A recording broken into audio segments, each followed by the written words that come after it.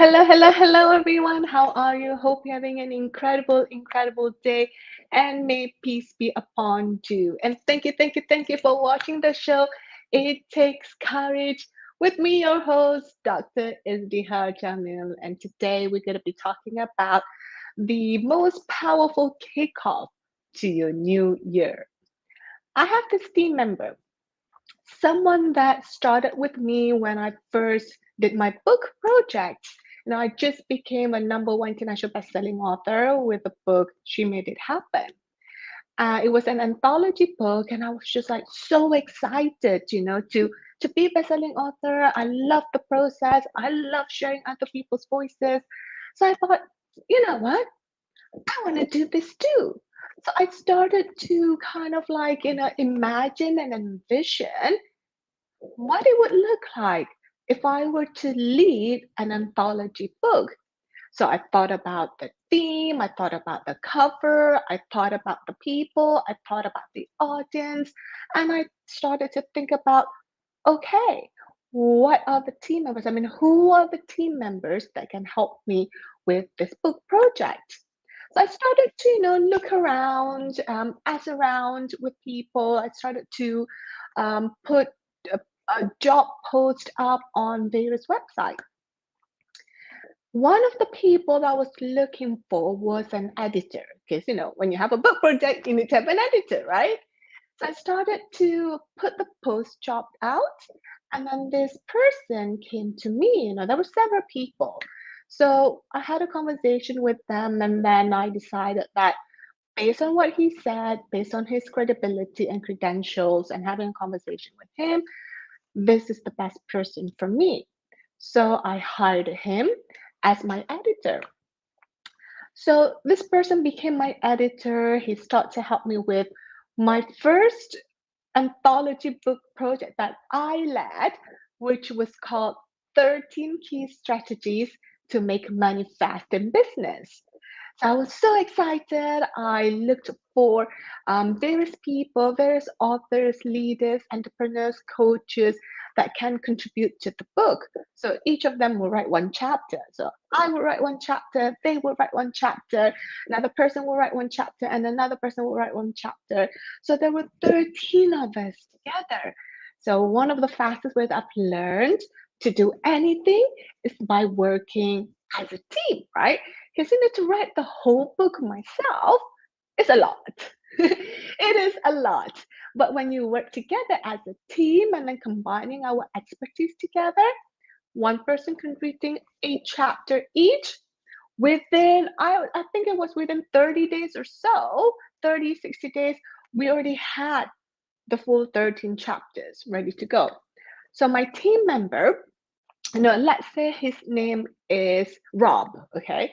So Rob, the editor, helped me to edit the book, to compile them, to format it, and then help me to publish it on Amazon and other publications. Help me and help my other co-authors in the same book project. So as you can see, I was like so excited. It was amazing. I was able to do something to prove to myself that I could do it. And I was at the same time was able to help other people to share their voices and make a little bit of money. So I was beyond excited. And I decided that I'm gonna do the next book project. So I'm gonna curate another anthology book project, which is called Yes, I Can. So started the same process again, and then I rehired Rob to help me with the whole book project. And I love it. I love books. I think more than anything, it's just an opportunity to share the voices, right? Before, like the voices was in the background, was being silent, but something happens when you actually share your voice from here and then put it on paper. It's not only is like clarity coming in, but there's also a healing process to it. And thought that somehow, if I can just help one person, then I would be so grateful. So I started to share about my stories, my vulnerabilities, my setbacks, my drawbacks, my success, my breakdowns, my breakthroughs, my ideas, my methods, my strategies. And I encourage all my clients and my co-authors in the book to do the same.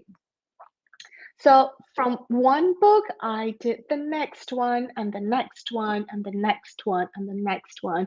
And today I've shared hundreds of books. I've helped hundreds of people to be a best-selling author with either with book anthologies that are with me or their own book anthologies or their own solo book.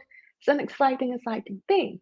And throughout the time, through all my books, all my clients, Rob has stayed with me throughout the process. But something happened.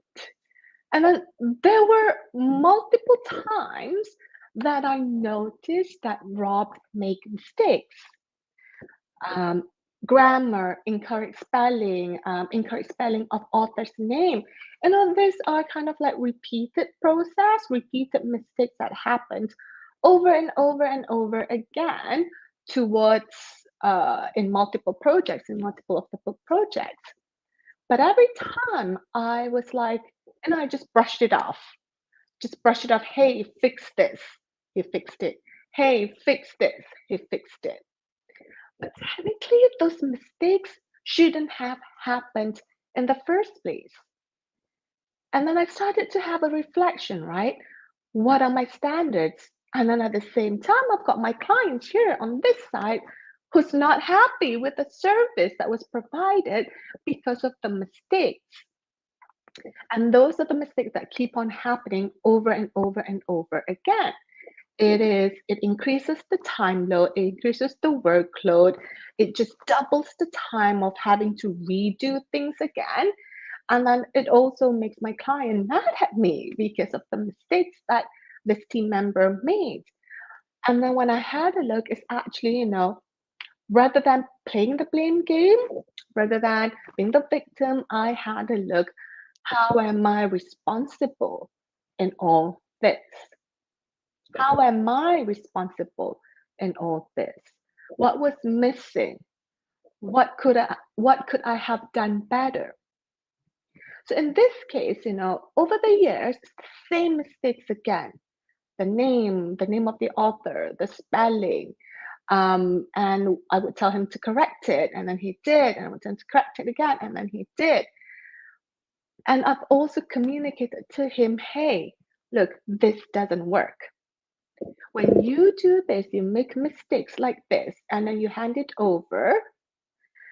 Even when I've asked you to check things and you've confirmed that everything has been checked and there's still mistakes, it affects my business, it affects my credibility, it affects the customer experience. So I've explained it to him. But he keep on doing it again. And then one thing about me is that because he's been with me for so long. Rob has been with me for so long. I'm really comfortable with him. I don't have to explain or retrain him. He just knows what to do. And then over the years, I've depended a lot on him. In my mind, I'm thinking, if I were to let him go and look for someone else, what if that someone else is worse? What if it's like worse and I have to retrain that person? It's probably going to increase my cost and this. So I might just as well stay with Rob, even though he made multiple mistakes. And then over time, I just keep brushing it, keep brushing it, keep brushing it. And guess what happened to the mistakes? It keeps on happening more and more and more and more. And I'm like, oh my God. And by this point, no, my clients are getting mad because it just doesn't work. It just doesn't work. So even though Rob is my team member, but as the leader, as someone who hires him, I had a look on how am I responsible in all this. So how am I responsible in all this is that I let things slide. I let things slide. I make it okay for these things to happen over and over and over again. I didn't uphold my own standard of excellence and my client's standard of excellence by allowing such things to happen. And then I'm also responsible because I continue to rehire Rob. Now, Rob is amazing. He has other skills that are really, really good. But there are certain things that are non-negotiable. And again, these are the things that I take responsibility on how I can be responsible. And one of the things is what are my non-negotiables? So when I had a look, my non-negotiables are author's name needs to be spelled correctly. And I've asked Rob to double check things before he hands it over. And then when he hands it over and there's still a mistake, even though he confirms that he has checked it and everything is correct, and then there's still mistakes, then there is something that needs to be taken care of immediately because this doesn't work. When you say you do something and you've confirmed that you've done something to your best of your ability, but then the result is the opposite, something sloppy with the mistakes, there is something that is incongruent with that. It breaks people's trust with you. The same thing with me, that it impacts my clients' trust on me. So I'm on the hot seat. I'm really on the hot seat most of the time. I have anxiety. I wake up in the middle of the night having chest pain and suddenly had to check on the project because I fear something is missing. It totally impacts my mental health. And over the years, again, I've given Rob a lot of power. I rely on him a lot, such that for me to let him go is really hard. So, how do I balance? Because reality is, if I continue to work with Rob for other projects moving forward, it's not a possibility, but a guarantee that the same mistakes is going to happen again, which will result to double the time of me, my team, and my client in a project, double the resources, double the money is being spent on it because I had to have someone checked over Rob's work before sending it over to the client. So what am I going to do? So I was stuck, you know, I was stuck. But there was a point when something recently happened in which asked him, check the client's names, the cover, and inside the manuscript. Make sure that this manuscript is, well formatted, high quality, client's name is spelled correctly, double check things. And he said, yes, it's done. I've double checked it. Everything is correct. And I did a couple of spot checks, right, on those clients. I did a couple of spot checks. The clients that I spot checked was correct. And then I handed over to the client. And then suddenly the guy was like, oh, there were two co-authors in this book project whose names were spelled incorrectly. So I told Rob, hey, you told me that you've checked and the names are spelled correctly. These two are not correct. And guess what Rob says? Oh, it is of my spelling software. It's really hard for me to adjust because it was my spelling software that autocorrect those names. I'm like, who cares about the auto spelling software at this point? You're the human being, you're the one in charge, that you have got to check things. You have got to check things. The same with me, I take responsibility in that I should have checked.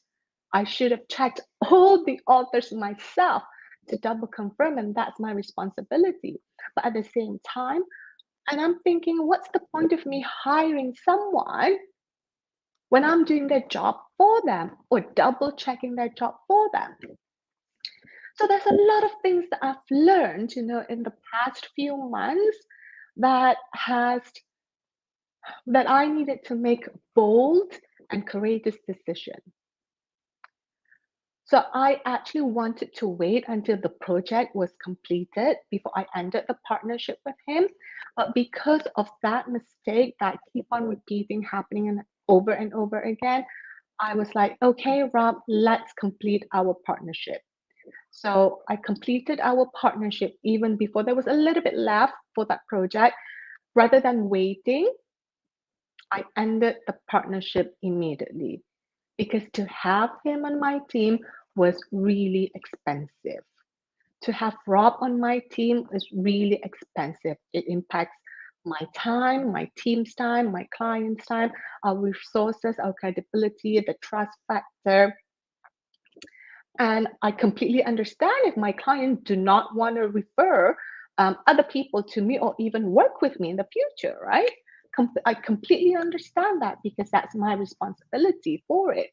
And this team member, Rob, is like 80% of my stress. Um, so it was a lot. So I ended the partnership. It's something bold.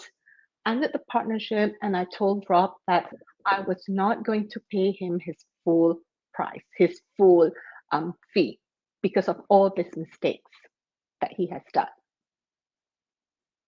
And over the years I've worked with Rob, I've never done that. I've always, always, always paid him in full. But because of the severity of things that accumulated over the years and peaked, I made that bold and courageous decision that I feel, if he had done a good job, if he had done a good job, then I would honor that. But thinking about, why am I paying someone? Why am I paying people who makes mistakes over and over and over again? Look, I get it. Every once in a while, we make mistakes. We have our days that we're not 100%. Even sometimes I spelled my name incorrectly, but once or twice in my lifetime. But for me to pay someone to make mistakes and then to pay someone again for them to correct the mistakes isn't the standard that I uphold for myself. So my standard is excellence. My standard is quality, high quality, and so that my clients have the best experience. So obviously what was being delivered from Rob to me and me to the client isn't all that. So it was hard, It was hard letting him go. It was hard to complete the partnership. It was hard for me to make the decision that I wasn't going to pay him his full fee. Because one, we didn't fully complete the project, and two, because of the mistakes that he made. And also, what I've noticed in my reflection is that when he made the mistakes, I kind of like allowed it, and over the years, it has become normal. It has become normal to do that.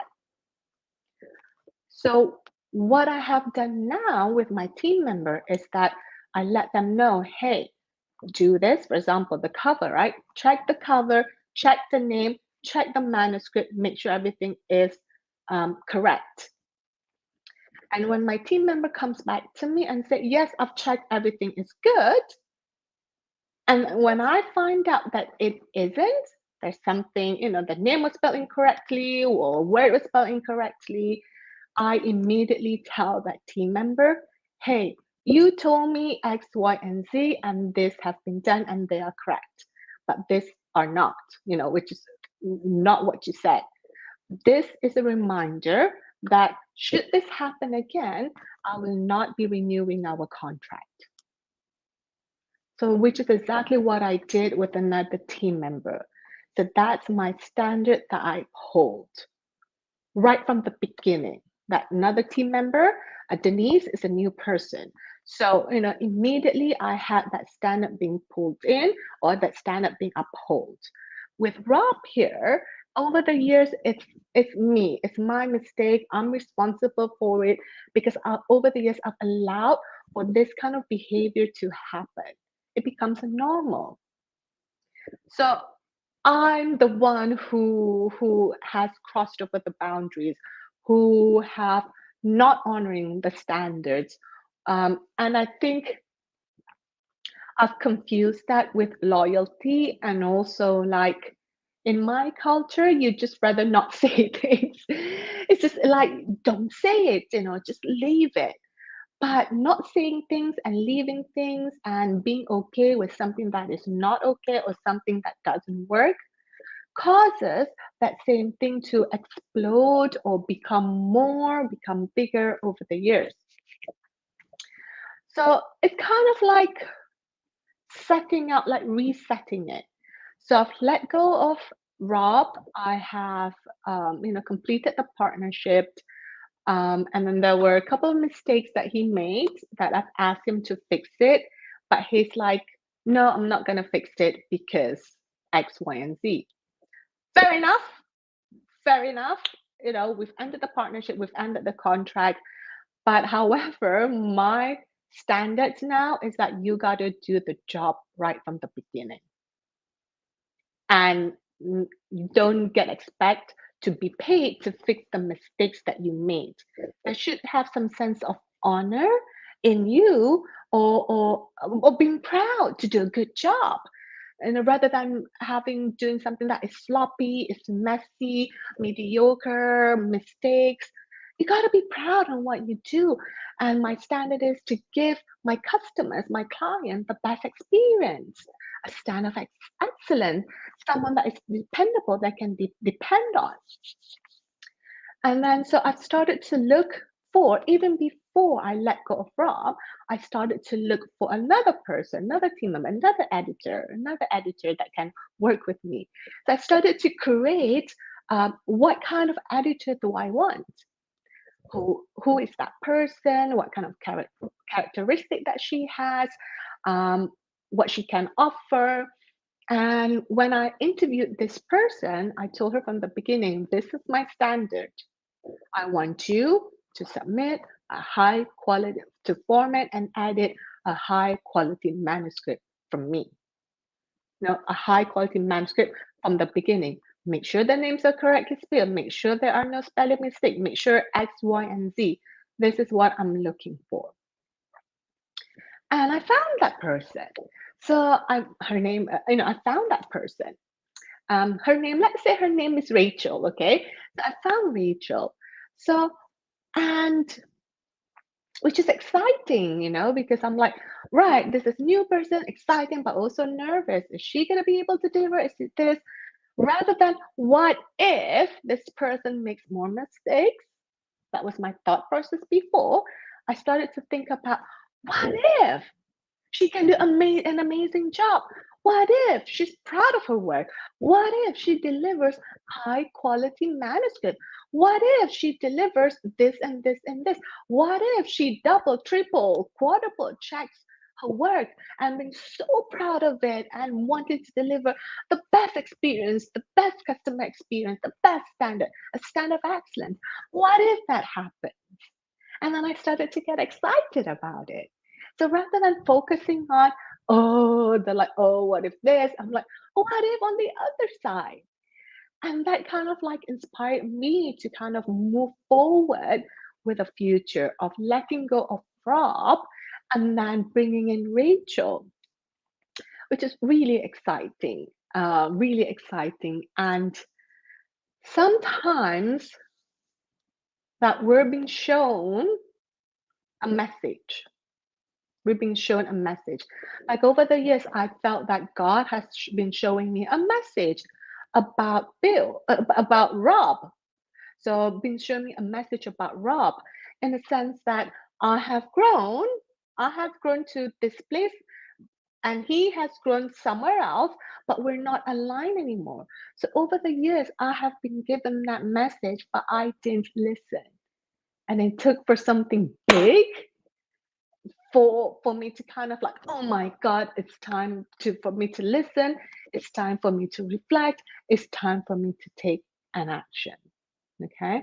And I feel that just by letting go of Rob, it allows Rachel to come in. It allows probably someone who is more in alignment with me, more in alignment with me to work with me as we move forward together. And then also having the kind of clients that a reflection of why is it with this client and this project, why is it that everything that I've nailed down over the years goes pear-shaped, goes splat? Why is it? What's behind it? What is it about this client and me and our energy together? What is it about the co-creation?